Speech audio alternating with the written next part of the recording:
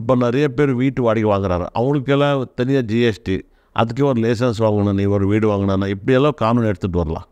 அப்போ இருக்கலாமா, வச்சுக்கலாமா, விற்கலாமா அந்த மாதிரி ஆகிடும். இந்த மாதிரி ஆகும். உலகத்தில் எல்லோரும் வாழணுமே, அந்த மாதிரி பிரச்சனை அதிகமாகும். இப்போ தர்மஸ்தல பிரச்சனைலாம் ஸ்டார்ட் ஆகிடுது. அது 27ஆம் தேதி தான் அந்த கேஸ் ஸ்டார்ட் ஆகிடுச்சு. அது கூட 2007 தான் இருக்குது. 2007 இப்போ தான் எடுத்துகிட்டு வந்திருக்காரு.